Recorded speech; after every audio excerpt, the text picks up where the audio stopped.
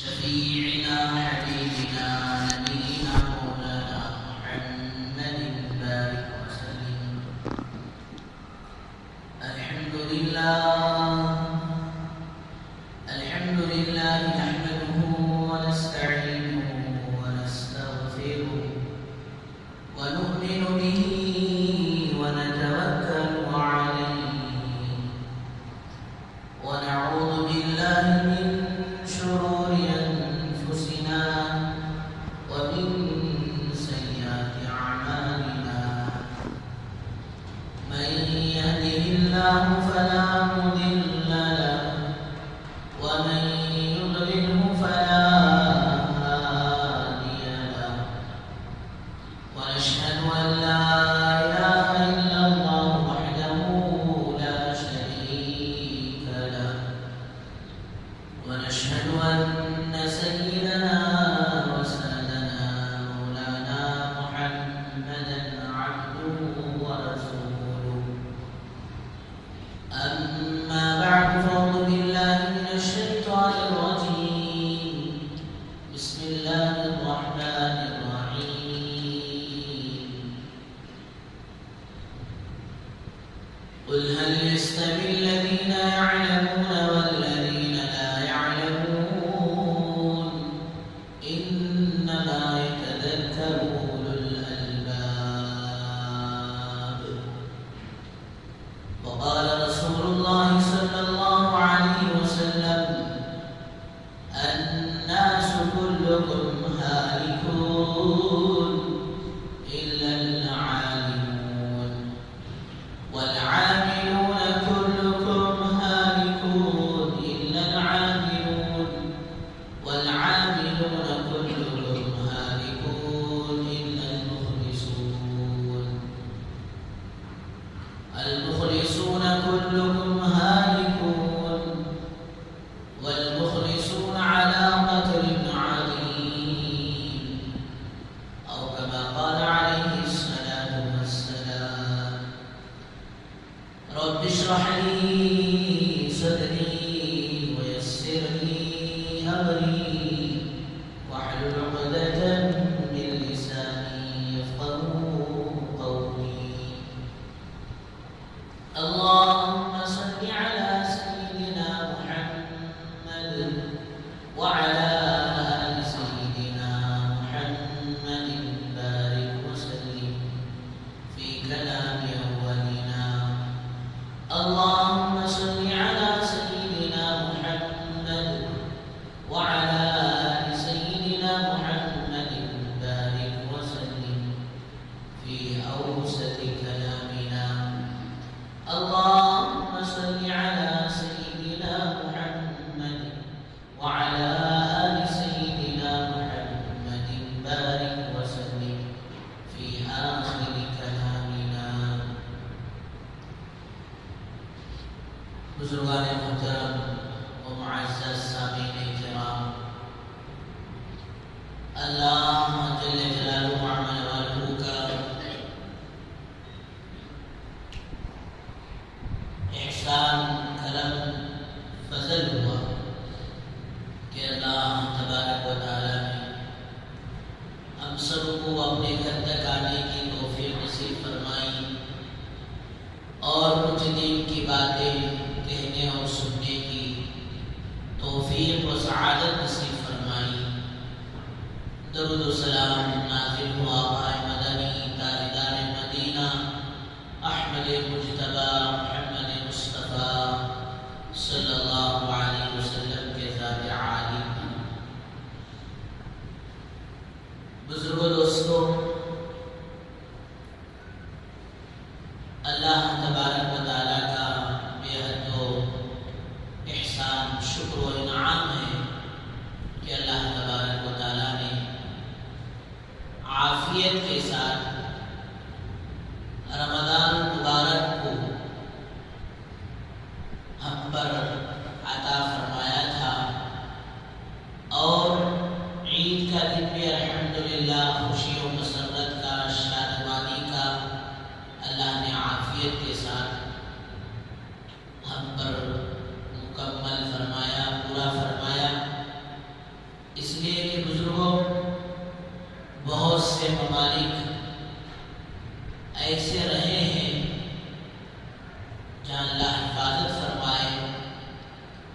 عید کے دن بھی انہیں خوشیاں نصیب نہیں ہوئی.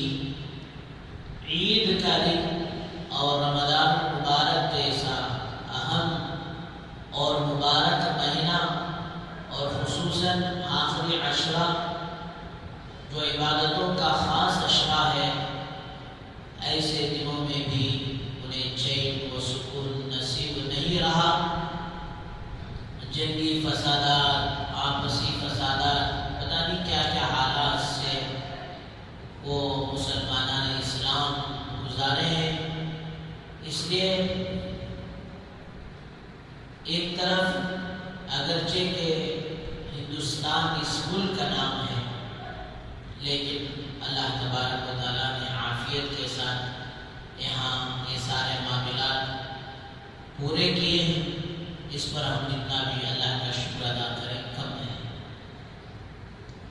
لیکن بزرگوں دوستوں، عجیب و غریب بات جو بڑے ہی افسوس کے ساتھ، بڑے ہی دکھ کے ساتھ، بڑے ہی درد کے ساتھ، آنکھوں سے آنسو نہیں خون کے قطرے بہا کر، کلیجے کو پھاڑ کر امت کے سامنے رکھ دیں، تب بھی وہ بات دوستو بہت ہی کم محسوس ہوگی کہ اللہ معاف فرمائے. جیسے ہی رمضان مکمل ہوتا ہے لوگ مسجدوں سے دور ہونا شروع ہو جاتے ہیں. اس لیے بعض احباب و مقولہ لکھے ہیں کہ بھئی بات سمجھ میں نہیں آ رہی ہے کہ رمضان ختم ہوا ہے یا مسلمان ہی ختم ہو گئے ہیں. اللہ حفاظت کرنا. بزرگوں دوستوں، بڑے ڈرنے کی بات ہے، بڑے ہی افسوس کی بات ہے. دل کے کانوں سے ان باتوں کو سننے اور دل و دماغ میں اتارنے کے قابل دوستوں یہ بات ہے جو عرض کرنے جا رہا ہوں. اللہ کرے کہ اللہ پاک سب سے پہلے میرے دل و دماغ میں یہ بات اتار دے کہ جس نے رمضان المبارک کے بعد اعمال کے کلیکشن کو باقی رکھا، اعمال کے سلسلے کو باقی رکھا کہ ماشاءاللہ نمازوں کا اہتمام ہو رہا ہے، ذکر و اذکار کا، درود شریف پڑھنے کا اہتمام ہو رہا ہے، اللہ کے کلام کو پڑھنے کا، سیکھنے کا، سمجھنے کا اہتمام ہو رہا ہے، اللہ کے خشیت، اللہ سے ڈر کا، تقوی کا اہتمام ہو رہا ہے. تو دوستو وہ 100% 100 کو 100% دوستو یہ بات سمجھ لیں کہ الحمدللہ ثم الحمدللہ اس کا رمضان اللہ کے ہاں قابل قبول ہو گیا. اگر اللہ نہ کرے اس چیز کے اندر کمی رہ گئی کہ تراویح 20 رکعت پڑھا جا رہا ہے، سنا جا رہا ہے، اور رمضان کے بعد اس اللہ کے کلام کو دیکھنے کی تک توفیق نہیں ہو رہی ہے، کھولنے کی تک توفیق نہیں ہو رہی ہے، تو دوستو آپ یہ سمجھیں کہ ہماری تراویح پانی میں چلی گئی ہے. جو مسلمان رمضان کے اندر 5 وقتہ نمازیں تو نمازیں اور پھر تہجد کی توفیق اور اس سے بھی آگے بڑھ کر 20 رکعت دوستو نفل نماز، سنت مؤکدہ نماز تراویح میں پڑھ رہا ہے، اور پھر وہی 20 رکعت صرف فرضوں کے لیے مسلمان وقت نہیں دے رہا، تو سمجھو اس طرح قرآن گیا، اس طرح ہماری نمازیں بھی چلی گئی. جو مسلمان رمضان میں باریک باریک باتوں سے بچا کرتا تھا، غیر رمضان میں اب وہ موٹی موٹی باتوں سے بھی نہ بچے، تو سمجھو دوستو وہ تقویٰ چلا گیا، وہ خشیت چل گئی. اس لیے روزوں کا فرض کرنے کا مقصد ہی اللہ تعالیٰ نے قرآن مجید میں کھول کر بیان کر دیا تھا، لعلکم تتقون، لعلکم تتقون، تمہارے اندر تقویٰ و پرہیزگاری آ جائے.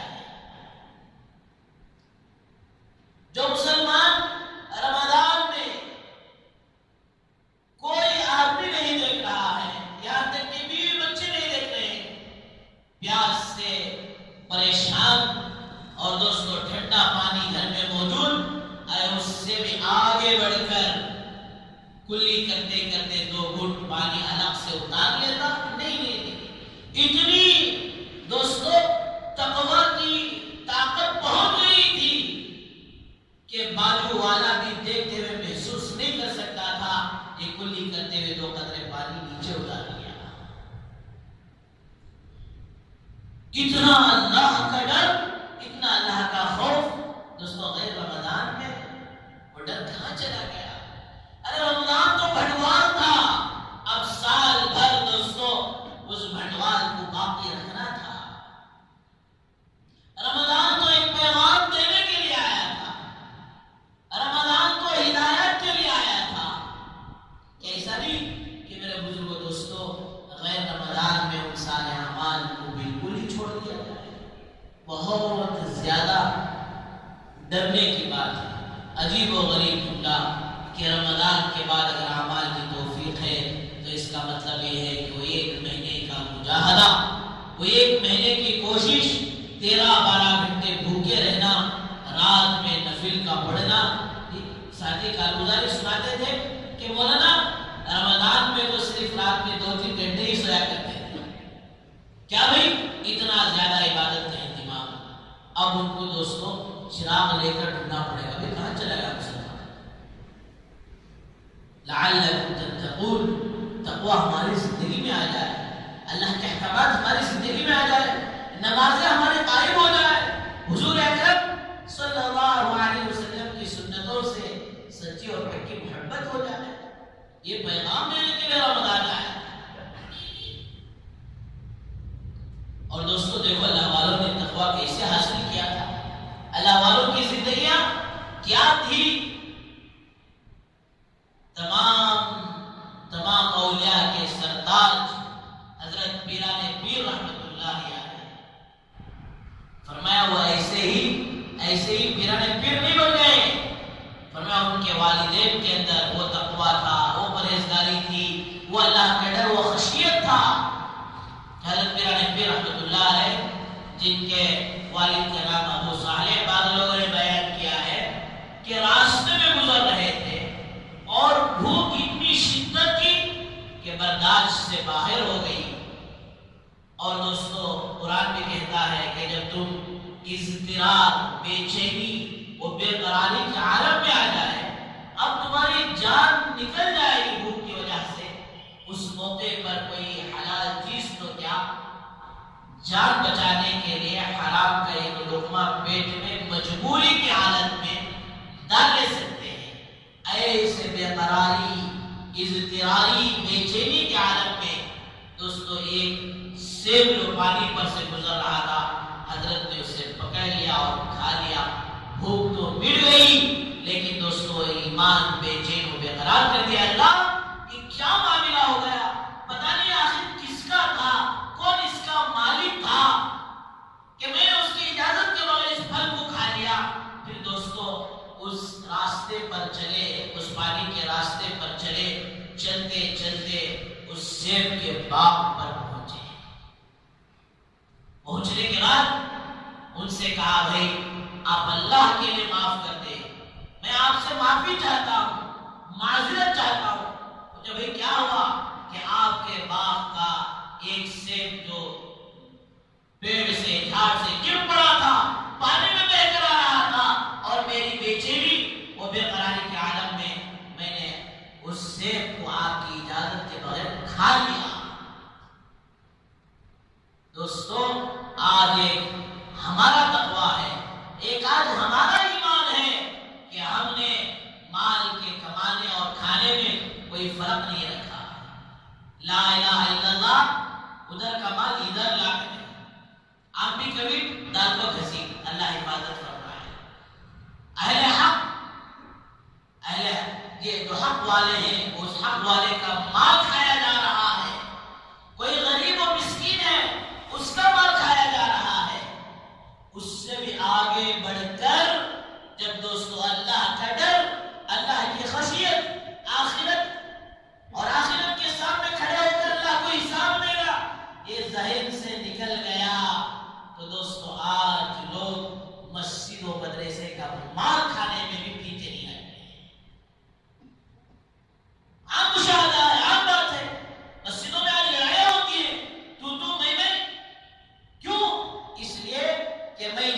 اس کا ذمہ دار بن کر بیٹھوں گا تو مسجد کا مال میرے قبضے میں ہوگا.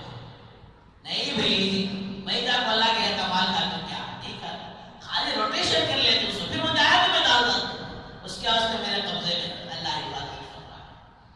الحمدللہ یہ مسجد مہاجر، یہ مدرسے مہاجر اللہ کا لاکھ لاکھ احسان ہے، ان چیزوں سے بالکل پاک صاف.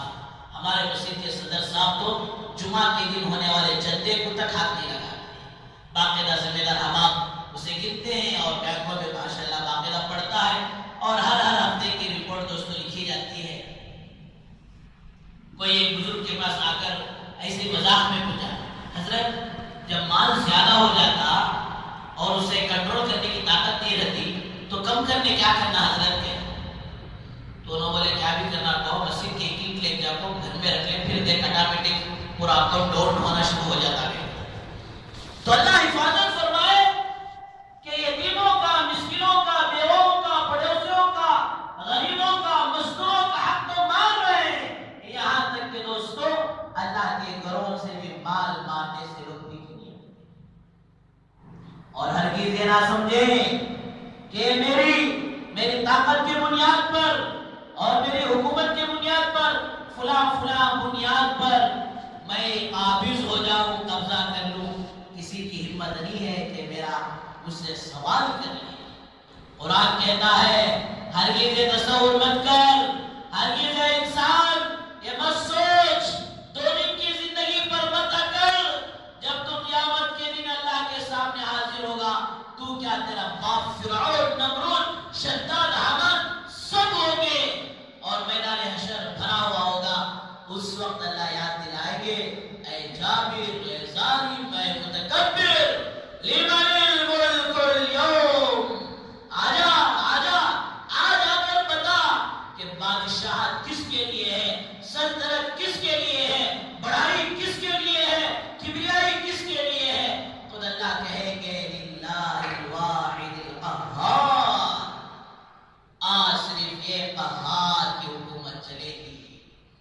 اس دن فَمَن يَعْمَلْ مِثْقَالَ ذَرَّةٍ خَيْرًا يَرَهُ وَمَن يَعْمَلْ مِثْقَالَ ذَرَّةٍ شَرًّا يَرَهُ. ذرہ اس دن دوستو اللہ کے سامنے پیش کیا جائے گا.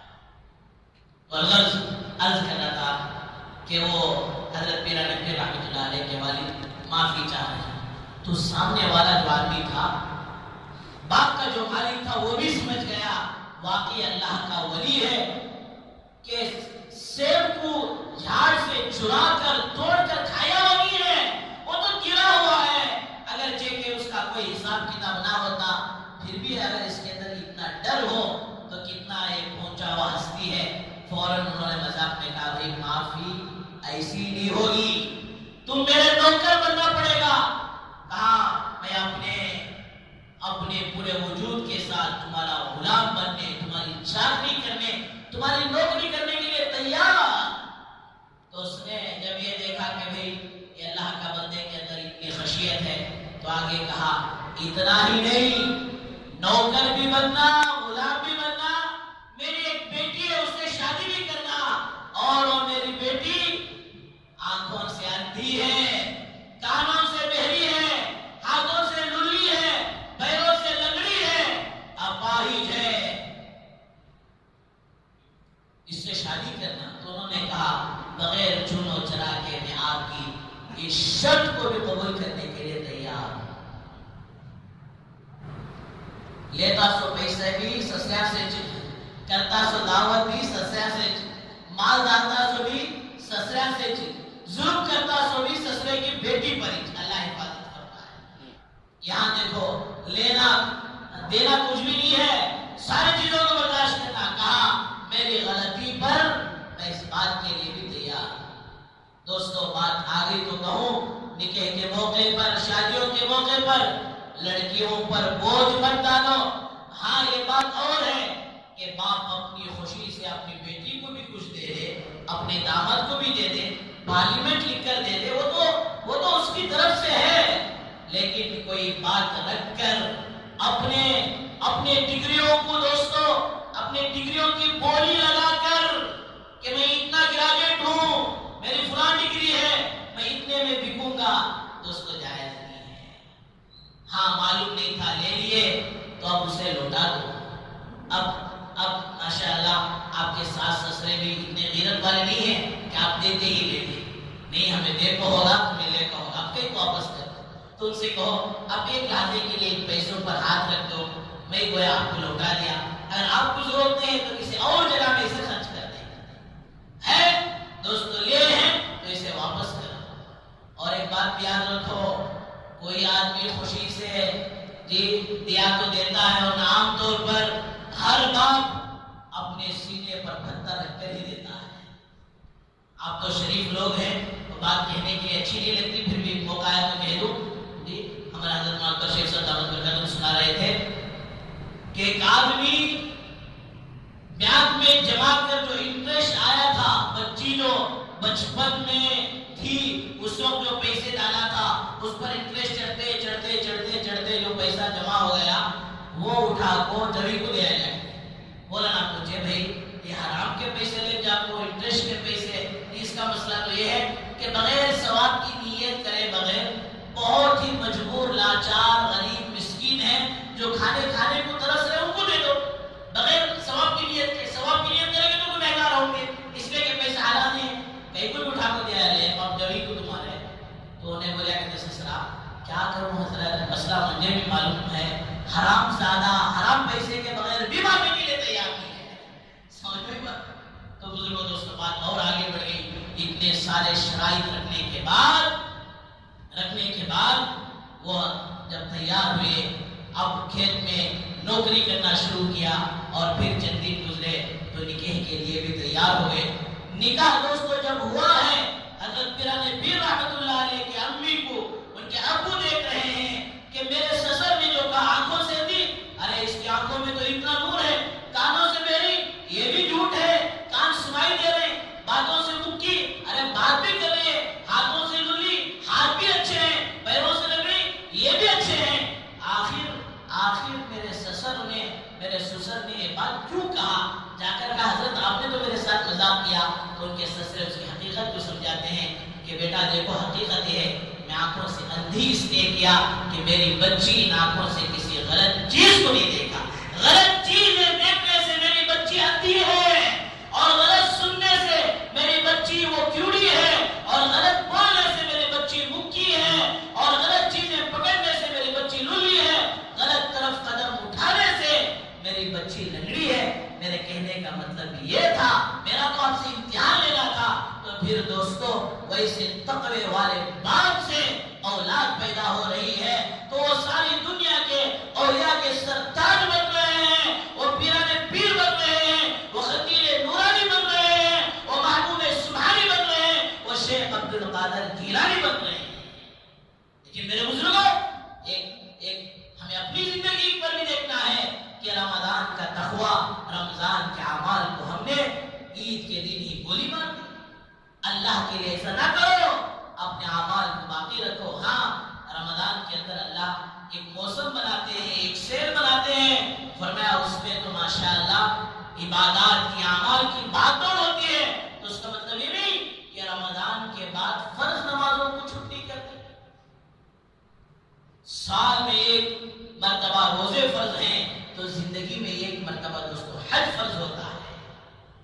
زندگی میں ایک بار، جتنی زندگی ہے زندگی کے ہر سال روزے فرض ہیں، لیکن دوستو زکات وہ سال میں بار بار مال جب بھی دے گا اسے نکالنا پڑے گا، لیکن حج زندگی میں ایک بار، صرف ایک بار۔ اس لیے کہتے ہیں کہ جب حج کا موقع آ جائے تو سارے ارکان کو سیکھو، سارے آداب کو سیکھو۔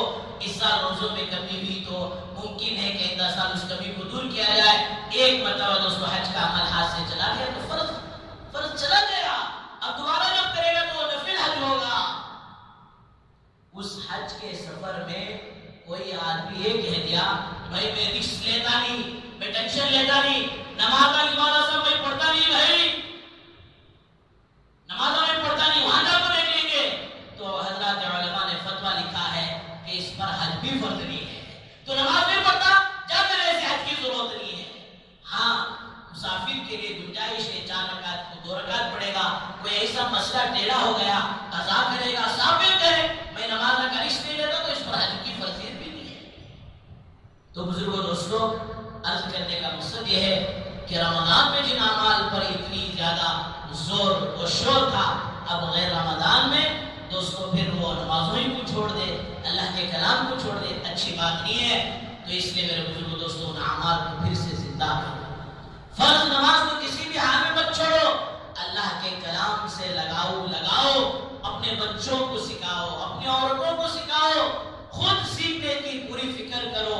کوئی ایک وقت ایسا نکالو جس میں آدھا گھنٹہ، 15 منٹ، 10 منٹ صحیح آپ اللہ کے دین کے لیے دے رہے ہوں، اللہ کے کلام کے لیے دے رہے ہوں، اللہ کے نبی صلی اللہ علیہ وسلم کے حدیث کے لیے دے رہے ہوں، کچھ نہ کچھ نکالو۔ اب ماشاءاللہ اتنے دن مدرسہ جو ہے چھٹی تھا، اب ہر جگہ مدارس ماشاءاللہ کھل رہے ہیں، مکاتب کھل رہے ہیں، اس میں ماشاءاللہ دوستو اپنے بچوں کی پوری فکر ہو۔ ایک بچہ 23 گھنٹے اس فنا ہونے والی دنیا کے لیے لگا رہا ہے، اور جبکہ دوستو باقی رہنے والے ہمیشہ کے اعمال کے لیے، قبر کے لیے، حشر کے لیے، جنت سنورنے کے لیے، اور پھر دوستو ہماری اولاد ہمارے لیے بڑھاپے میں لاٹھی کا سہارا بننے کے لیے، آنکھوں کی ٹھنڈک بننے کے لیے، آخرت میں مغفرت کا، نجات کا ذریعہ اور سبب بننے کے لیے، اس کے لیے کچھ بھی نہ ہو، ایسا نہ ہو۔ دوستو اپنے بچوں کی فکر کرو کہ ہمارے بچوں کے اندر بچپن ہی سے وہ اللہ کے کلام کو سیکھے۔ اب تو ماشاءاللہ دینیات کے اندر بمبئی والوں نے جو ترتیب چلائی ہے، اس میں 5 سالہ نصاب وہ تو ابتدائی ہے،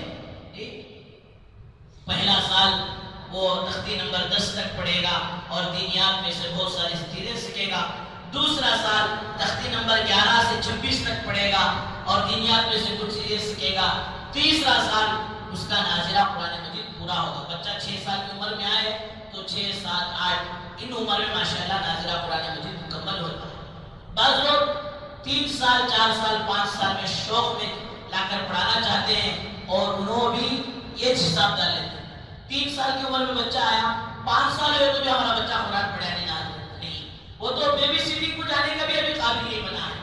یہ عمر میں آئے تو اسے کچھ شعور آئے گا، کچھ سمجھنے کی طاقت آئے گی، وہ جو کچھ قاعدے کو سمجھے گا، گرامرز کو سمجھے گا قرآن کے، پھر اسے قرآن پڑھنا دوستو آسان۔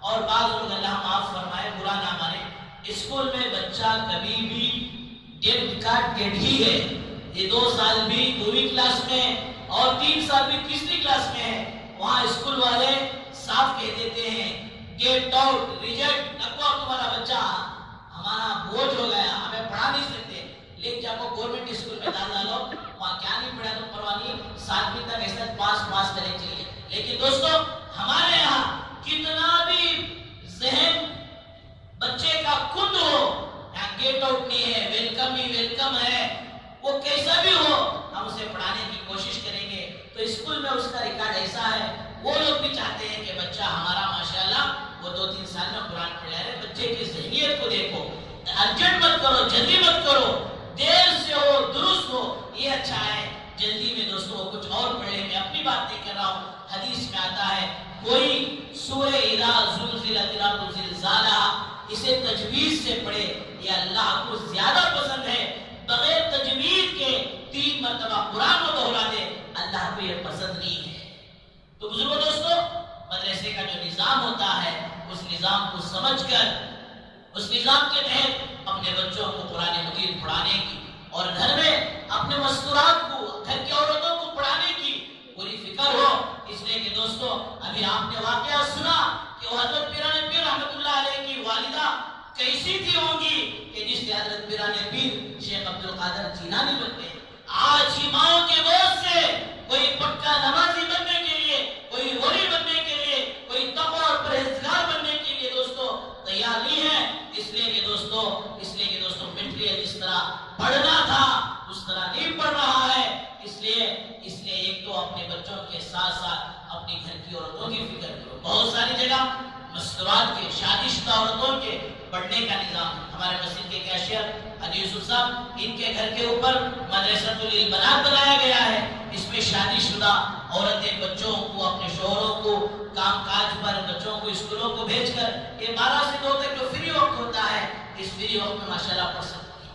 11 سال کی عمر سے زائد ہیں تو ہمارے گھر میں ماشاءاللہ انتظام ہے 11 سال سے کم عمر کے لڑکے لڑکیوں کے لیے 3 وقت میں، صبح میں ایک وقت، عصر سے مغرب تک، مغرب سے عشاء تک، یہ وقت میں دوستوں ماشاءاللہ مدرسے کا نظام چلتا ہے، مکتب کا. اس میں محلے کے ہر گھر اور ہر گھر کے ہر بچے کو ماشاءاللہ دوستوں ترغیب دے کر فرمایا مدرسوں میں بھیجا کریں، اپنے بچوں کو دین سکھائیں. اگر ہم نے اپنے بچوں کو دین نہیں سکھایا اور یہ فانی دنیا تو ہم نے سکھائی اور دنیا کے ہنروں کو تو سکھا دیا، لیکن اگر دین نہیں سکھایا تو دوستوں بڑھاپے میں یہ اولاد ہمارے آنکھوں کی ٹھنڈک بننے کے، آنکھوں کے کانٹے بن جائیں گے. پھر آخرت میں کیا ہوا وہ اللہ بہتر جانتا ہے. اللہ نے علم کے بڑے درجات کو بلند کیا. حضرت یوسف علیہ السلام جب علم والے نہیں تھے، ایک معمولی قیمت میں ان کا بکاؤ ہو رہا تھا. مصر میں چند درہموں کے بدلے میں بک رہے تھے، اور وہی حضرت یوسف علیہ السلام کو اللہ نے علم سے نواز دیا. پھر دوستو وہ عزیز مصر کی جگہ میں مصر کے وزیر بن کر دوستو بیٹھ گئے. تو ایسے قرآن مجید میں اللہ نے بہت ساری جگہ علم کا تذکرہ کیا، اہل علم کا تذکرہ کیا، علم والوں کا مقام و مرتبہ بیان کیا. اور اللہ کے نبی صلی اللہ علیہ وسلم نے احادیث مبارکہ میں بالکل دوستو علم کے بارے میں بڑے بڑے فضائل بیان کیے ہیں. اللہ تعالیٰ نے قرآن مجید میں صاف فرما دیا ہے، جسے اہل علم سمجھاتے ہیں اس طرح گدھا اور گھوڑا یہ دونوں برابر نہیں ہو سکتے. اس کی مثال کچھ اور ہے، اس کی مثال کچھ اور ہے. کوئی اچھے کام میں کوئی فارغ ہو تو اسے کہیں گے اس کی مثال تو گھوڑے کی طرح ہے، اس کی رفتار تو گھوڑے کی طرح ہے. ایک بے وقوف ہے اور ایک کام چور ہے، ایک سست آدمی ہے، اسے کہیں گے یہ تو گدھا میرا بیٹا.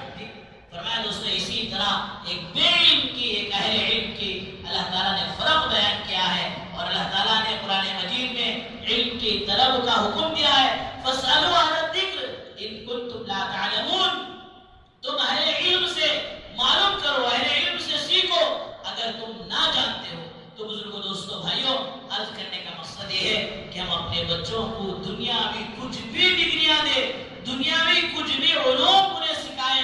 دنیا کا کوئی مفتی اس بات سے منع نہیں کرتا، انکار نہیں کرتا. انکار اور منع تو اس بات سے کرتا ہے کہ وہ بچہ دنیا ہی کے حوالے نہ ہو جائے. ایک بات کہہ کر ختم کروں. حضرت اکبر الہ آبادی رحمۃ اللہ علیہ بڑے زبردست شاعر گزرے ہیں. جب ان کا بیٹا فارین میں پڑھ کر آیا تو ایک بڑی مجلس لگی، دوستوں سے یاروں سے ملنے کی، اور اس کے پرانے دوست آ رہے ہیں، مل رہے ہیں، مبارکبادیاں دے رہے ہیں. اسی موقع پر حضرت اکبر الہ آبادی بھی پہنچ گئے. دوست نہیں پہچانتے تھے کہ ان کے باپ ہیں. آنے والے دوستوں نے پوچھا واٹ از یور میان؟ ارے یہ ہم تو نوجوان آ کر مل رہے ہیں، یہ بوڑھے آدمی کون آ کر مل رہے ہیں؟ تو وہ حضرت اکبر الہ آبادی کا بیٹا کہتا ہے یہ بھی تم جیسے ملنے والوں میں سے ایک ملنے والا ہے. انا للہ تم جیسے آ کر مجھے مل رہے ہو فرینڈ، اسی طرح یہ بھی ایک ملنے والا ہے. اسے یہ بات کہنے سے جھجک محسوس ہو رہی ہے کہ اکبر الہ آبادی کو میں اپنا باپ کہوں. حضرت اکبر الہ آبادی نے کہا شوق سے کالجوں میں پڑھو، پارکوں میں پلو، شوق سے کالجوں میں پڑھو، پارکوں میں پلو، جائز ہے جھولوں میں بھی جھولو، چرخ میں بھی اڑو، آسمانوں میں بھی اڑو، جائز ہے. لیکن ایک عاجز کی ایک بات یاد رکھو، اپنے کو اور خدا کو نہ بھولو. ارے بیٹا تو اپنے کو بھول گیا، اللہ کو بھول گیا. اللہ نے کیا حکم دیا ہے؟ فلا تقل لهما اف، اف بھی مت بول باپ کے سامنے. اور اپنے حیثیت کو بھول گیا. اس وقت کو یاد کر تو کچھ بھی نہیں تھا، ناپاک قطرہ تھا. تیرے وجود کو ہم نے بخشا، تیرے وجود کے بخشنے میں تیرے ماں باپ نے ذریعہ بنا. تو بڑے دکھ کے ساتھ اکبر الہ آبادی نے کہا اپنے کو اور اپنے خدا کو نہ بھولو. اللہ تعالیٰ سے دعا فرمائے اللہ تعالیٰ ہمیں رمضان کے بعد کے اعمال میں لگے رہنے کی توفیق نصیب فرمائے اور صحیح معنوں میں دین علم کا